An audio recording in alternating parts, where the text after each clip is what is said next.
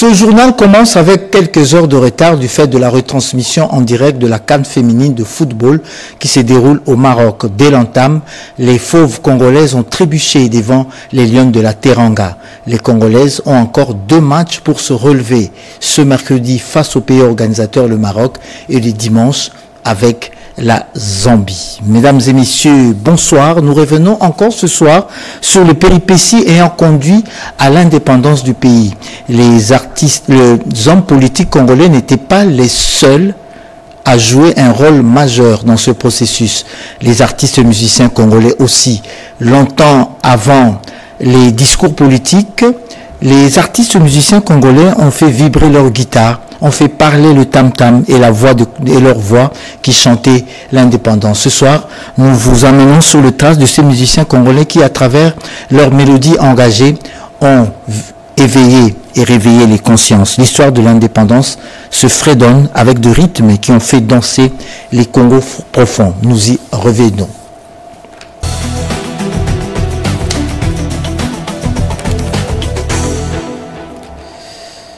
Si Patrice Emery Lumumba était vivant, il serait centenaire à ce jour. Le premier ministre du Congo indépendant est né en juillet 1925 à Onalua dans le Sankourou au pays Tétéla. Pour le centenaire de sa naissance, la nation lui a rendu un hommage. Chimène Dondo. Un siècle après sa naissance, le souffle de Patrice Emery Lumumba continue de traverser le cœur de la République démocratique du Congo. C'est samedi à l'hôtel du fleuve de Kinshasa, la première ministre Judith Suminwa Tuluka a présidé une cérémonie émouvante dédiée à celui que l'histoire a reconnu comme le père de l'indépendance congolaise. Premier ministre du Congo indépendant. Lumumba demeure à jamais le symbole vivant de notre lutte pour la liberté, la justice et la dignité du peuple congolais. 65 ans après notre indépendance et 100 ans après la naissance de cet homme d'État hors du commun, nous nous souvenons de son dernier message adressé au monde et à la postérité. L'histoire dira un jour son mot. Aujourd'hui, l'histoire lui rend hommage. L'Afrique et le monde reconnaissent en lui l'un des plus grands artisans de la libération du continent. Ce double anniversaire est une invitation à la mémoire, mais aussi à l'action. À l'heure où notre pays poursuit son combat pour la paix, la démocratie, le développement et la souveraineté économique, le legs de Lumumba reste plus actuel que jamais. Son rêve d'un Congo uni, fort et solidaire doit continuer à nous inspirer et à guider nos choix collectifs. Organisée par la Fondation Lumumba Ville et Patrice Emery Lumumba, la commémoration du centenaire de Lumumba a rassemblé de personnalités politiques, des intellectuels et de citoyens venus saluer la mémoire d'un homme dont l'héritage résonne bien au-delà de frontières nationales. Au-delà des hommages, la cérémonie a également ravivé le débat autour de l'avenir du projet Lumumba-Ville, ville créée en 2013 dans la province du Sankourou pour honorer la mémoire du leader nationaliste. Des maladies jadis éradiquées refont surface. C'est le cas du choléra et d'autres maladies hydriques qui affectent certaines provinces du pays, comme la Chopo, où plusieurs cas ont été enregistrés dans des zones de santé rurales. Pas de panique, la riposte est assurée, rassure le porte-parole du gouvernement.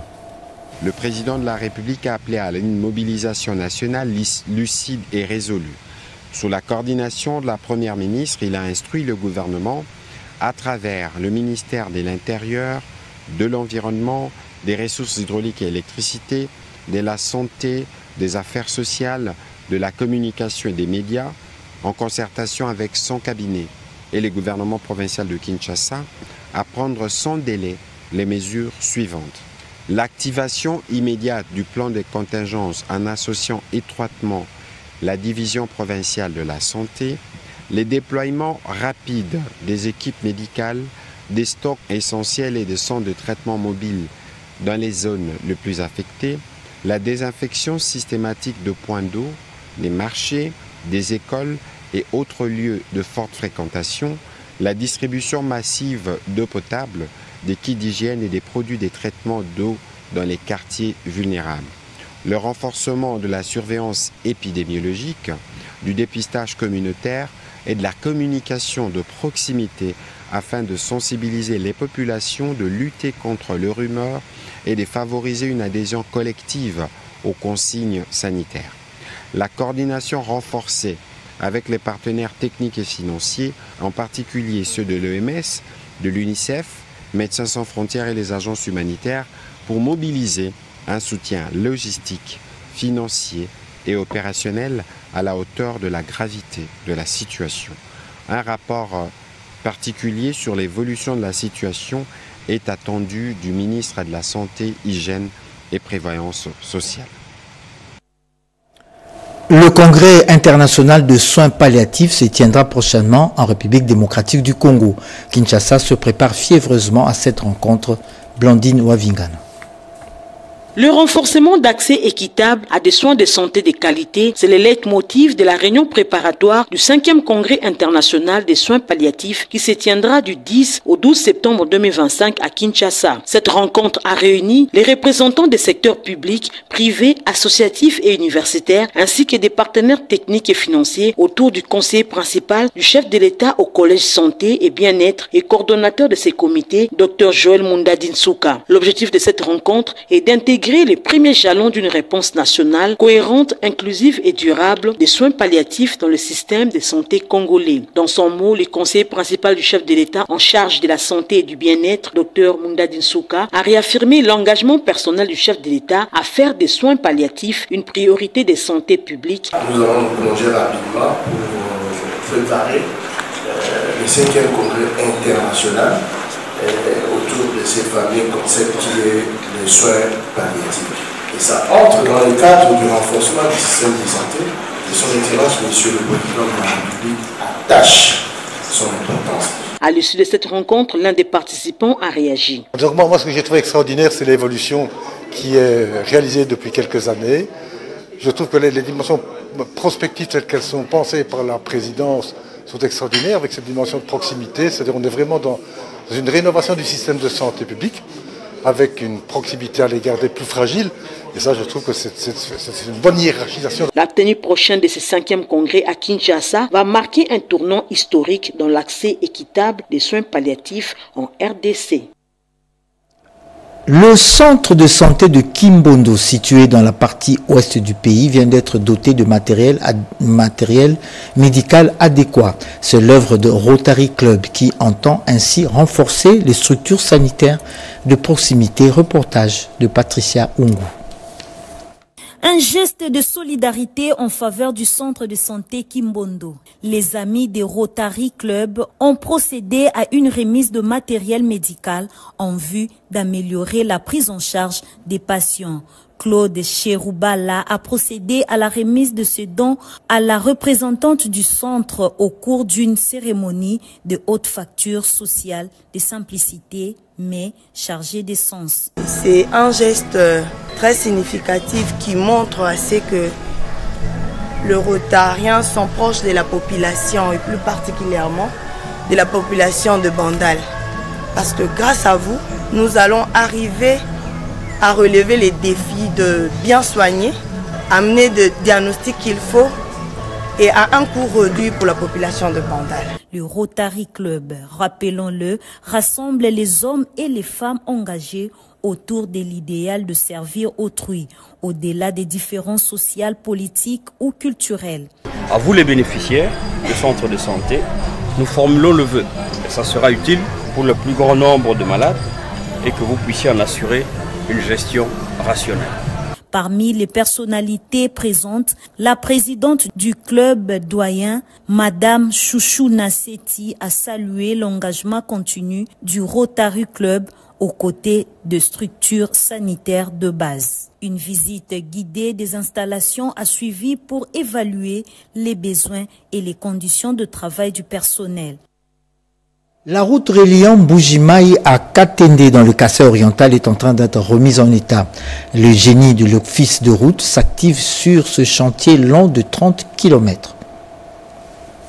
Lancé en décembre dernier, le projet de réhabilitation de la route Mbuji-Mayi-Kabea-Kamwanga progresse à grands pas, notamment sur le tronçon Kalala-Wakanta, Katende, long de 30 km. Ce chantier, considéré comme l'un des piliers de la vision du président de la République pour le Kassai oriental, a récemment été inspecté par le directeur général de l'Office des routes, Jano Kikangala. Dépêché par le ministre d'État en charge des infrastructures, le directeur général a personnellement parcouru les chantiers du PK0 à Kalala ou à Kanta jusqu'à Mwanza-Lomba, évoluant l'état d'avancement des travaux exécutés par l'entreprise Safrimex. Les terrassements, le remblayage, l'assainissement sur plus de 12 km ainsi que 3,5 km de couches de base sont déjà réalisés, soit un taux d'exécution de 30%.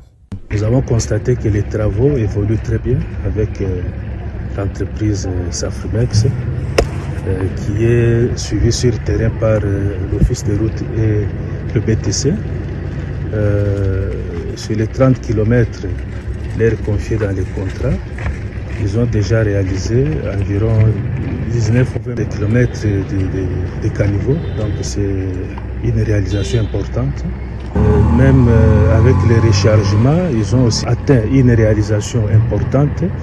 Donc notre constat est que les travaux évoluent très bien et nous pouvons nous dire que dans les délais assignés à l'entreprise, ces travaux vont arriver à terme. Sous la supervision du Bureau technique de contrôle, ce chantier stratégique est appelé à désenglaver la région, faciliter la circulation de personnes et de biens et incarner la matérialisation du programme Le Peuple d'abord.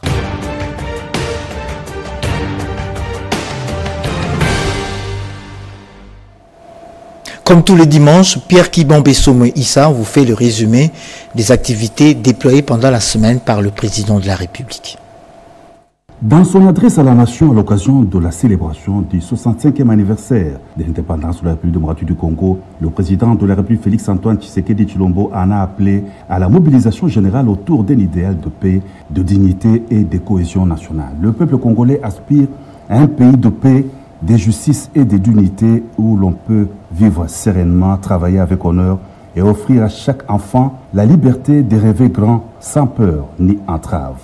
Réaliser ses rêves requiert la mobilisation de toutes nos forces vives, institutions, citoyens, diaspora, partenaires, autour d'un même idéal, bâtir un Congo moderne, sûr et respecté, parole du chef de l'État.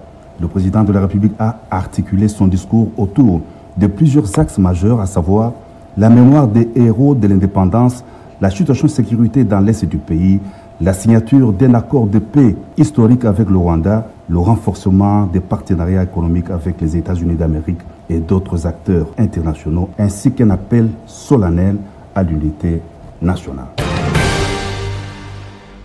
Aussitôt revenus au pays au terme de leur mission à Washington, aux États-Unis d'Amérique, où la République démocratique du Congo et le Rwanda ont signé l'accord de paix sous les bons auspices du président américain Donald Trump, la ministre d'État, ministre des Affaires étrangères, Thérèse Kaikwamba Wagner, et les experts de la présidence de la République qui ont travaillé sur ces dossiers ont été reçus au palais présidentiel du Mont-Galiema par le président de la République, Félix-Antoine Tshisekedi Tshilombo. Ils étaient venus faire la restitution de leur mission au chef de l'État. La ministre d'État, ministre des Affaires étrangères, a remis au président de la République la copie originale de l'accord de paix et un message de son homologue des États-Unis d'Amérique, Donald Trump. Mardi, le 1er juillet 2025, le président de la République, Félix-Antoine Tshisekedi Tshilombo, est allé en compagnie de la distinguée première dame Denise Nyakeru Tshisekedi procéder au lancement solennel du Forum national sur le droit à la réparation. La cérémonie grandiose a été organisée dans les somptueux cadres du Centre culturel et des arts d'Afrique centrale par le Fonds national de réparation des victimes des violences sexuelles liées au conflit et des victimes des crimes contre la paix et la sécurité de l'humanité, avec l'appui du ministère des Droits humains. Le chef de l'État a, dans son allocution, relevé toute l'importance de ce forum national sur la mise en œuvre du droit à la réparation qui ne s'avère pas un rendez-vous ordinaire. Il marque plutôt une rupture décisive avec l'oubli, l'indifférence et l'impuissance. Ce forum traduit l'engagement résolu d'une nation qui choisit de placer la dignité des victimes au cœur de sa quête de justice et de réconciliation, a dit le président de la République. Ancien Premier ministre, président du parti politique de l'opposition Nouvel Élan, Adolphe Muzito a été reçu à la Cité de l'Union africaine par le président de la République Félix Antoine Tshisekedi Tshilombo. La situation générale du pays était évoquée au cours des échanges. Mon parti et moi-même avons remercié le chef de l'État pour les performances réalisées, a indiqué le président du Nouvel Élan, soulignant que le président de la République a réussi à faire connaître à la communauté internationale que le Rwanda est le pays agresseur de la RDC à travers ses rébellions. Adolphe Muzito a aussi salué l'accord signé à Washington, aux États-Unis d'Amérique, contraignant le Rwanda et les rebelles de se retirer du territoire de la RDC. La situation globale dans l'Est de la République démocratique du Congo, singulièrement les violences faites à la femme, ont fait l'objet de l'entretien que le président de la République Félix Antoine Tshisekedi Tshilombo a eu au palais présidentiel du Mont-Galema avec Mme Pramila Patten, la représentante spéciale du secrétaire général des Nations Unies chargée de la question des violences sexuelles en période de conflit. Constat désolant, le taux de violences faites à la femme en zone de conflit a été extrêmement augmenté en moins d'une année. Outre la restauration de la paix durable qui se profile dans l'Est de la RDC, le chef de l'État demeure touché par les cas de violences faites à la femme et est déterminé à trouver des solutions pour éradiquer ces fléaux, a indiqué la coordinatrice du service spécialisé en charge de la jeunesse, la lutte contre les violences faites à la femme et la traite des personnes, Chantal Moulob, présente à cette entrevue. L'évaluation des différents projets de coopération en cours et ceux qui doivent être mis en œuvre entre la République démocratique du Congo et la Chine a été évoquée au cours des échanges que le président de la République Félix Antoine Tshisekedi Tshilombo a eu à la Cité de l'Union africaine avec l'ambassadeur de la République populaire de Chine, Zhao Bin. Pour les diplomates chinois, le chef de l'État a exprimé sa volonté de continuer à travailler avec la Chine dans le développement du partenariat stratégique de coopération gagnant-gagnant.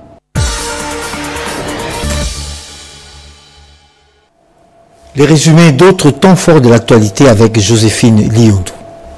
Accord RDC-Rwanda, la neutralisation des FDLR et le retrait des troupes rwandaises de la RDC doivent se faire simultanément, a déclaré le conseiller du président américain pour l'Afrique dans un entretien accordé au magazine Jeune Afrique.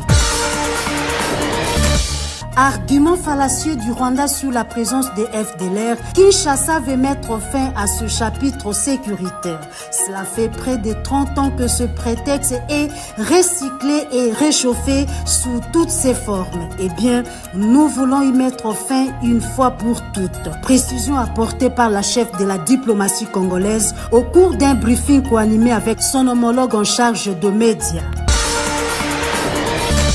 Victimes de violences sexuelles, c'est au 4e et dernier jour du Forum national sur les droits de la réparation des victimes de violences sexuelles liées au conflit et les victimes des crimes contre la paix et la sécurité que les instruments juridiques nécessaires ont été mis en œuvre pour panser leurs blessures. Des assises clôturées par le directeur de cabinet adjoint du chef de l'État en charge des questions juridiques.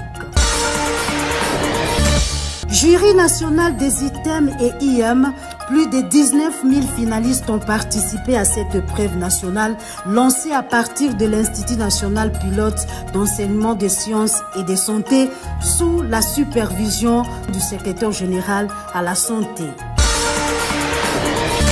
Bien avant ces jurys, l'examen national de fin d'études primaires, plus de 2 millions d'élèves y ont pris part sur toute l'étendue du territoire national et en dehors de nos frontières.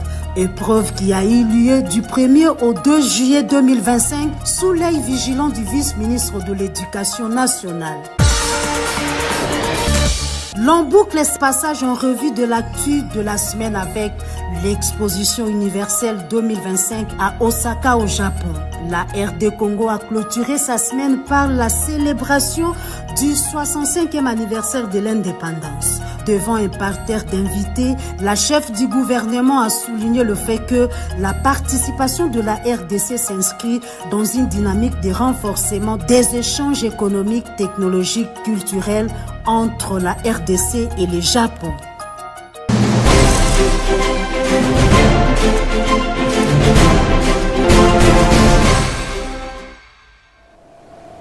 Dans les années 1960, les femmes congolaises s'habillaient d'une certaine façon.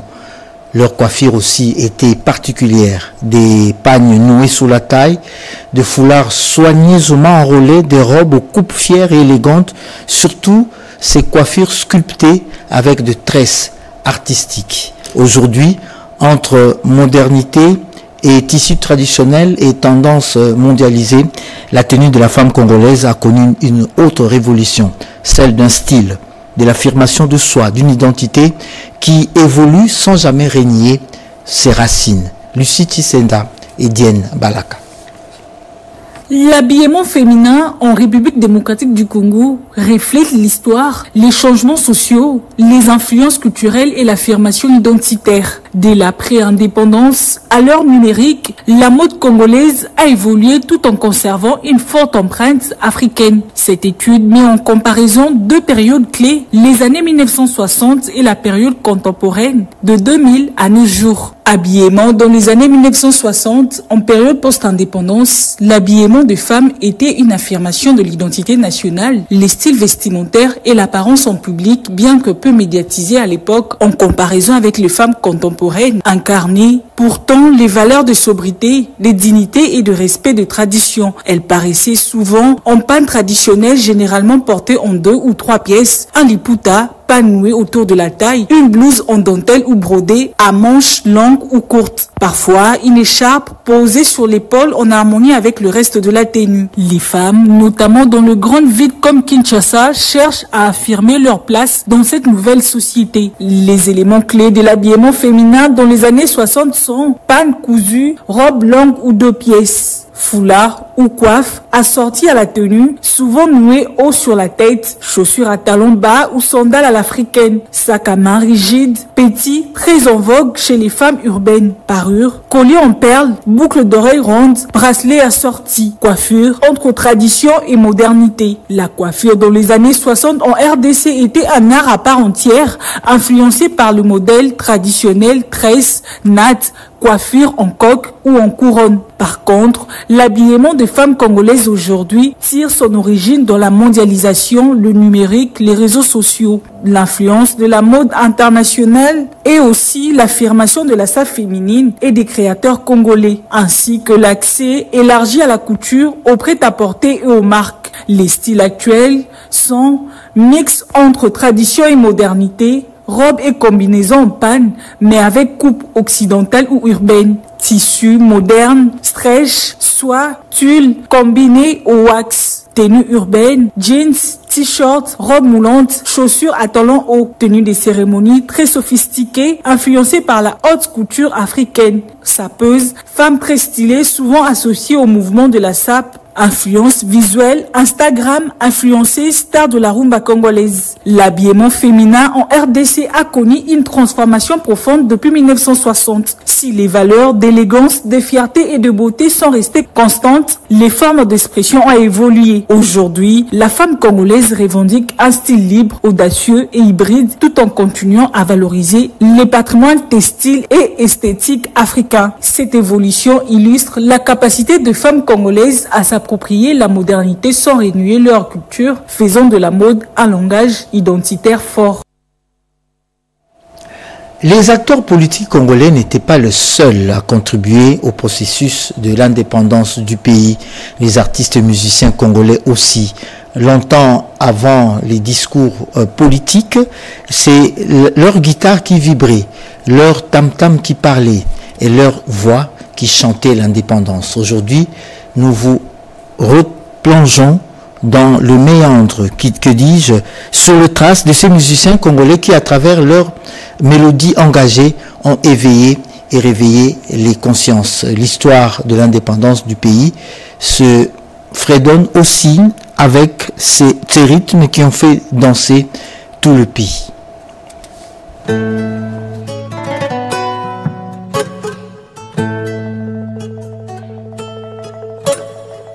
Alors que l'on célèbre chaque année l'indépendance de la République démocratique du Congo, il est essentiel de rappeler le rôle souvent négligé mais fondamental joué par les musiciens congolais dans l'éveil de la conscience nationale et l'accompagnement du combat politique. Pour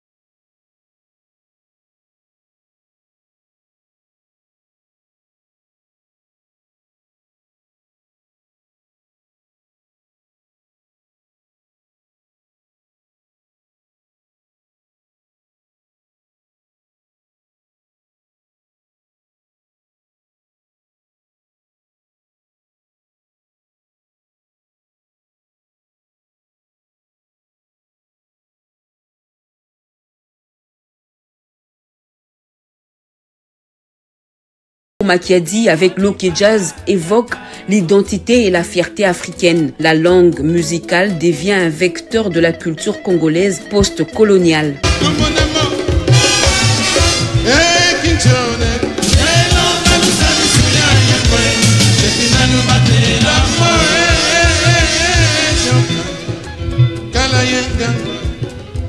Plus largement, la musique congolaise s'inscrit dans le courant du panafricanisme culturel, inspirant d'autres peuples africains en lutte pour leur indépendance, comme le Mali, le Sénégal, le Cameroun et bien d'autres. La République démocratique du Congo devient ainsi un foyer culturel de la libération africaine. Aujourd'hui encore, ces chansons restent gravées dans la mémoire collective. Elles nous rappellent que la culture peut être un acte de résistance et que la musique, bien plus qu'un simple divertissement, fut une arme douce mais puissante dans le combat pour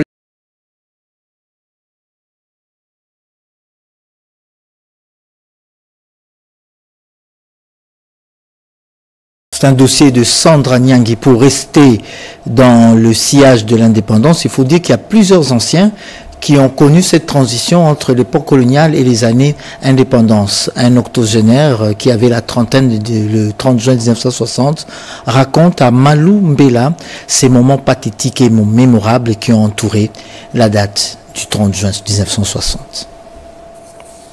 Il a fallu du courage avec une bonne dose de lucidité et de pragmatisme pour sortir du colonialisme.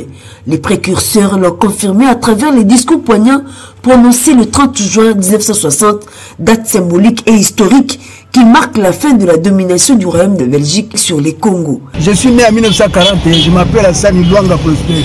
J'ai connu la colonisation dès 1941.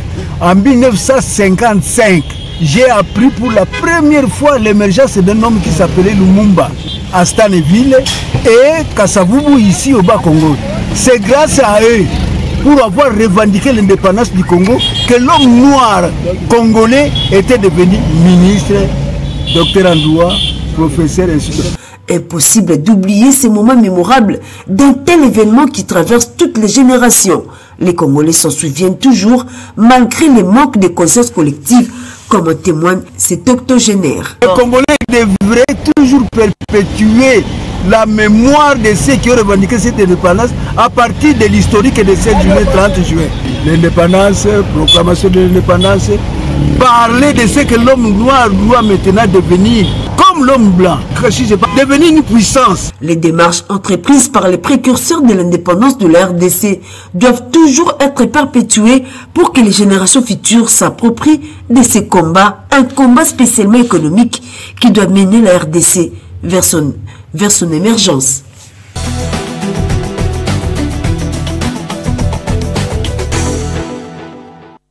De plus en plus de jeunes s'intéressent à la politique et adhèrent à des formations politiques. C'est le cas d'un jeune entrepreneur qui vient de se lancer dans la politique. Ricky Nzouzi l'a rencontré. Il vient d'adhérer à l'Alliance des démocrates socialistes congolais. Le 65e anniversaire de la RDC était célébré avec faste à Kinshasa au sein de l'Alliance des démocrates socialistes congolais du haut représentant Tony Kankushiku. Une délégation de la jeunesse du Lualaba avait marqué les esprits ce 30 juin avec à sa tête Stéphane Kaozi Luamba, un jeune entrepreneur dynamique venu de Kolwezi. Il s'est distingué par sa prise de parole et son engagement à suivre le chemin tracé par l'homme aux actions concrètes, Tony Kankushiku. Pour lui, il a une vision comme Félix Antoine Tshisekedi Tshilombo, celle d'un Congo juste, entreprenant, tourné vers la paix. Je suis nouvellement engagé dans cette partie au Lualaba.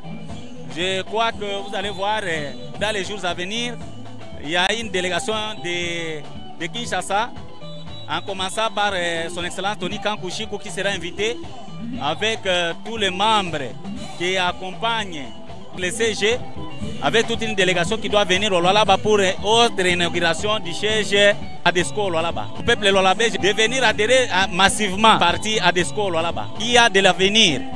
Son excellence Tony Kankushiku, c'est une grande autorité dans ce pays, au représentant personnel du chef de l'État. Dans un contexte régional encore fragile, Stéphane Kaozi a aussi affirmé son appui aux accords de paix RDC-Rwanda sous l'égide des États-Unis d'Amérique, plaidant une approche diplomatique inclusive. 3 prêtres et 10 diacres ont reçu de main de Monseigneur Richard Kazadi, évêque de Kolwezi, leur ordination sacerdotale et diaconale. La messe de l'ordination a eu lieu au sanctuaire marial de Kolwezi. Yolande Voka. Le diocèse de Kolwezi vient de s'enrichir de 3 prêtres et 10 diacres diocésains et religieux. Devant de nombreux fidèles, parmi eux, la gouverneure de province, Fifi Masuka Saini, l'évêque de Kolwezi, Monseigneur Richard Kazadi, a exhorté l'assistance venue nombreux au sanctuaire marial de prier pour les ordinants afin qu'ils soient de serviteurs bons et fidèles à leur mission prophétique.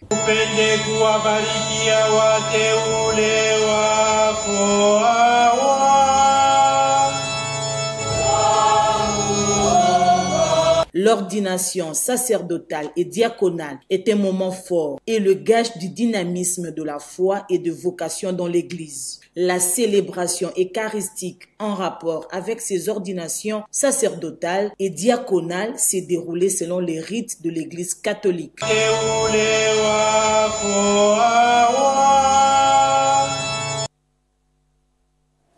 À l'Assemblée nationale, l'agenda genre, droits des femmes et des filles est en marche. C'est une initiative parlementaire qui vise à renforcer l'intégration du genre dans les politiques publiques.